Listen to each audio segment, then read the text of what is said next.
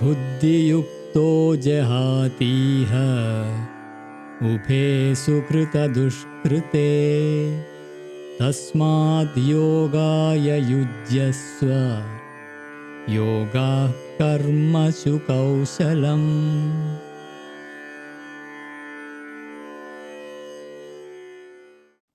Chapter 2, Shloka 5050. One who has attained the consciousness of unity casts away from him, even in this world, both good doing and evil doing, and therefore strives to be in yoga. Yoga is skill in works. This is such a path-breaking shloka.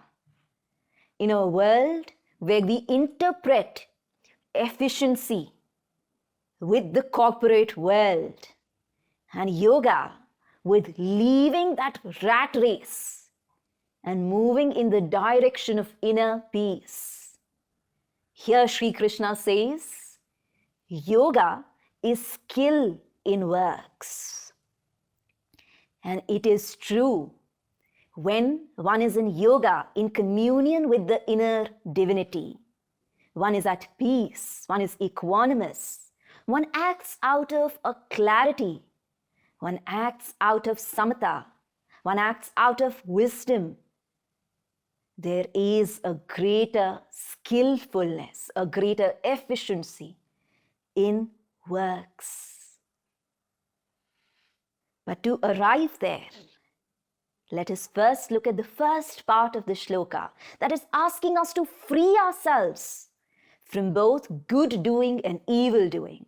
Now, freeing ourselves from evil doing in yoga is clear. But how do you free yourself from ideas of good doing? A lot of times our ideas of good doing are born out of the social norms and notions of what is right and what is wrong. As Sri Aurobindo says, that let us drop our robe of virtue so we may be ready for truth. If we cling too hard to moral, mental ideas and ideals, we will not be able to perceive the divine will at work. To give you an example, there was a sadhak in Sri Aurobindo ashram at that time who was also a devotee, who was also a companion of Gandhiji, and at the same time a sadhak, a seeker in the Sri Aurobindo ashram. He once fell ill. Now his moral, mental ideals, in spite of the fact that he's fallen ill, will not let him touch anything non-vegetarian. The doctor told him that if one wishes to save his life, he ought to have eggs. There is no other way. The moral, mental part of him would just not let him touch eggs, because that was his notion of good doing. But the truth is beyond good doing and evil doing. The mother who was presiding over the Sri Aurobindo ashram, on the other hand, felt in this particular scenario, the more important, the more dharmic thing is to save the life of this human being, who's not an ordinary human being, who's a great contributor to higher works. And thus, she chose to feed him eggs. Thus, if we have to open ourselves to truth, not only we have to let go of evil doing, we also have to let go of good doing. Arjuna wanting to be good by not taking the weapon against his near and dear ones, the same Kshatriya, the same Arjuna, who would fight for truth in all other circumstances. Here his mouth was parched and his limbs were collapsing. So letting go of the ideas of what is good and what is bad is a prerequisite to tuning in to what is it that the divine will that has the goodness of the whole in its womb. What is that divine will trying to do? and how can I collaborate with that divine will? To open the gateway to truth, one has to grow over the social, moral, mental, familial ideas of what is good and what is bad.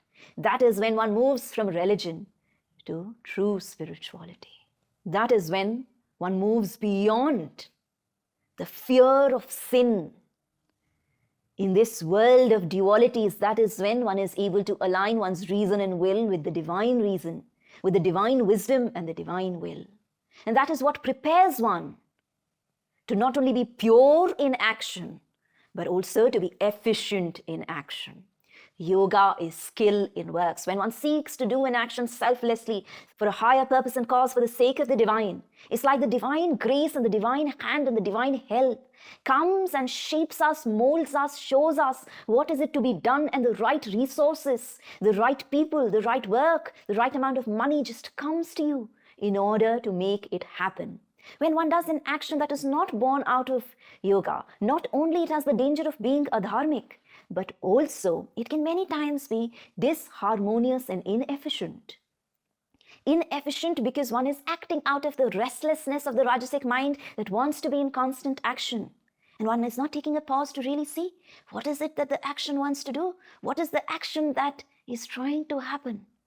Disharmonious because one plunges into action and one delays the true action by trials and errors of an unharmonious action, of an uninclusive action, of an unwhole action.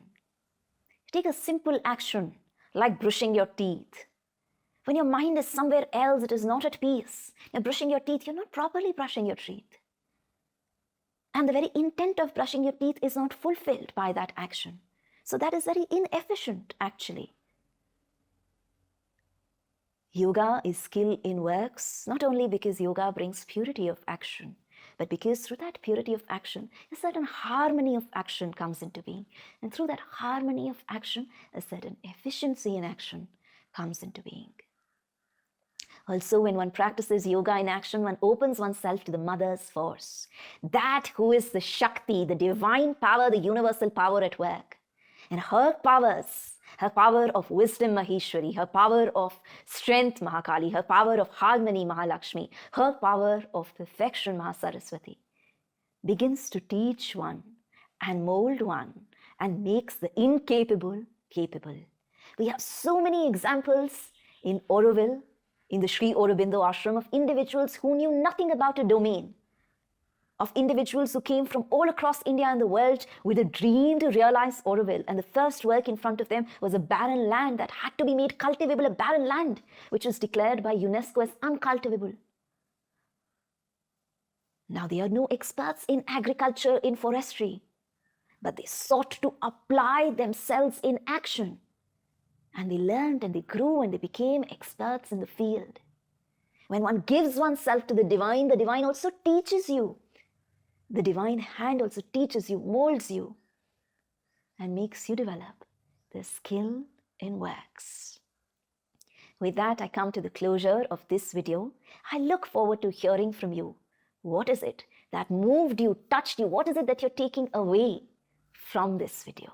I look forward to reading your comments.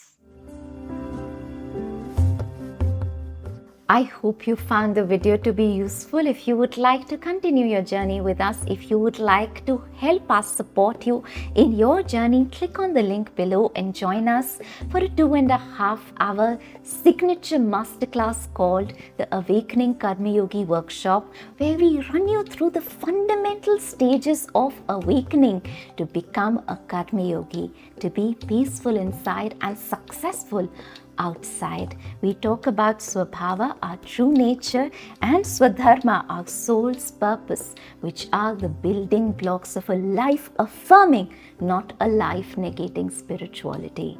So if you found this video to be useful, click on the link below and I shall see you at the workshop.